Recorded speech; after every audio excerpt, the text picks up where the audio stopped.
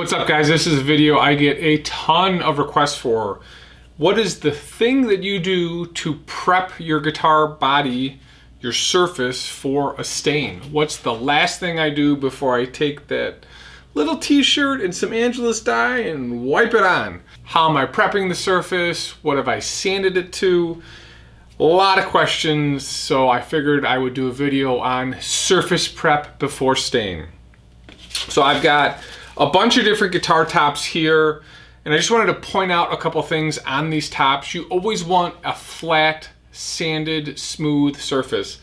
You'll have some guys tell you should scrape, but I don't like scraping because on a guitar top sometimes if you're not real great with that scraper, you're gonna get a scar, and a scar is awful. You'll get like a little scratch, and you really don't want that. So I'm always a proponent of sanding flat.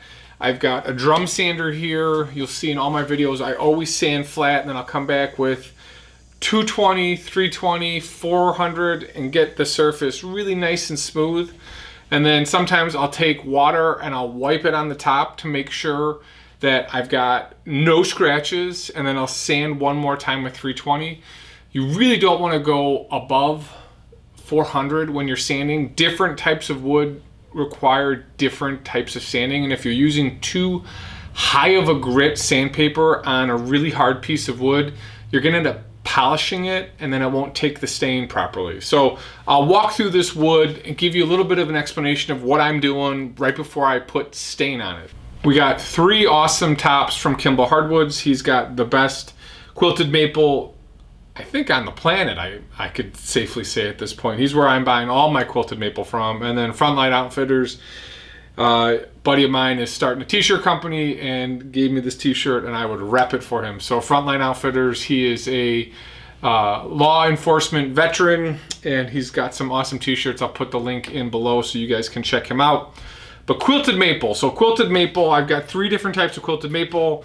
Got one that still has the bandsaw marks. I've got one that's got the planer marks.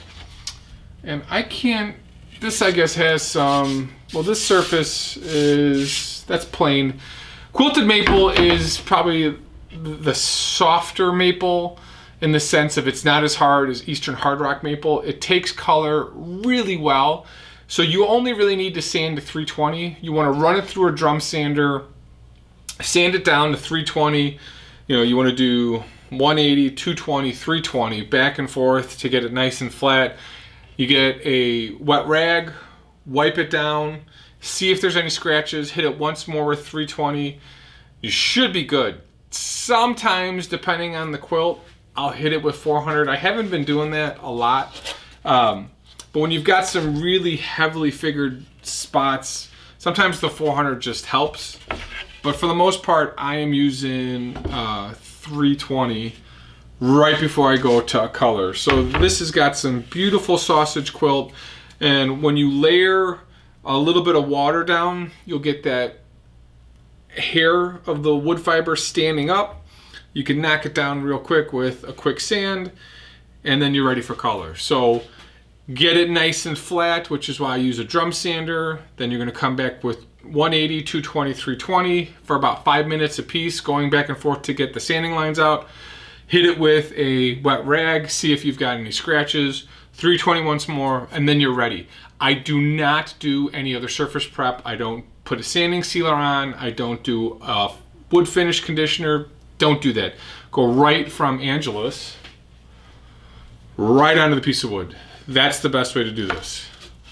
And then again, I did that video about coloring. The more brown you have on the outside of the wood, the better off you're going to be staying with an earthy tone. And the whiter the wood, like this, the better off you'll be with like a green or a blue, just depends.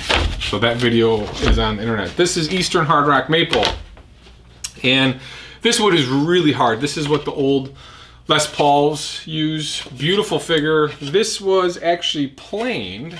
You can tell because there's really no gouges on here. One thing I didn't point out on this quilted, this was planed as well, but heavily figured wood tends to tear.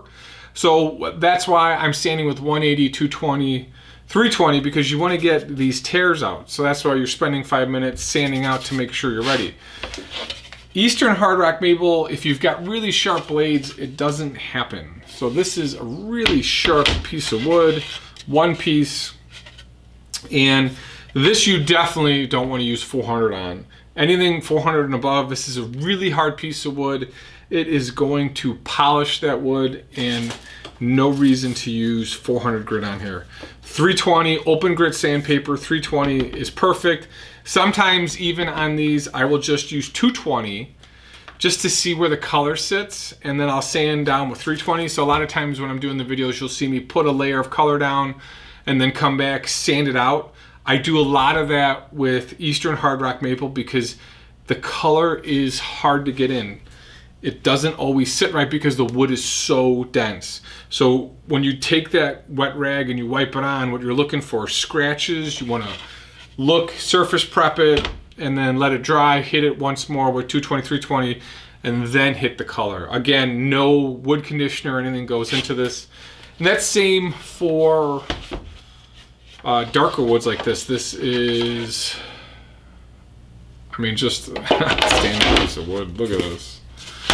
Redwood, figured redwood. Man, this is beautiful. So there are some bandsaw marks in here. Redwood is soft, but it's got a very high hardness on the surface, so you can dent it, but it doesn't abrade well. This, again, is 220, 320. I don't usually hit it with 420 because of the surface tension of it. It gets to really polishy, and I don't think the color sits in. It's weird because the color goes in because it's soft, but then you get a lot of color pulling on the top. Again, no wood conditioner, no surfacing. You just put the color right into the wood and you go at it. I do not use wood conditioners or anything like that. I will use epoxy every once in a while for spalted maple tops. Spalted maple tops, whatever's in your hand and you put down is immediately getting absorbed in. So sometimes I'll use like an epoxy to set that wood. Those are only woods that I do some conditioning with. And I really don't like working with spalted because it's really unknown in terms of when you add color. Just like the video I did earlier this week, is you don't know how the color is going to come out on spalted. And then if you do put it in, sometimes it just sits, which is why sometimes I'll add a hardener or epoxy to it, but then you don't know if the color is going to go in anyway. But for standard figured pieces of wood, I am sanding 180, 220, 320, looking to make sure that you get all these scratches off these pieces of wood. If you have a really, really sharp planer with sharp knives, you can run it through that, add color, sand it off to see where the scratches are, and then go at it. But like this went through the planer and there's a nick in the blade and you can see the line running here. But a lot of times in the videos you'll see me do 2 color coats because even as much as you think you're going to get it perfect, sanding the first time, you're going to miss something, which is why I try to do it with the water, prep it, and then sand it once more so I don't have it. And you know, when you're using veneers, you got one shot with a veneer.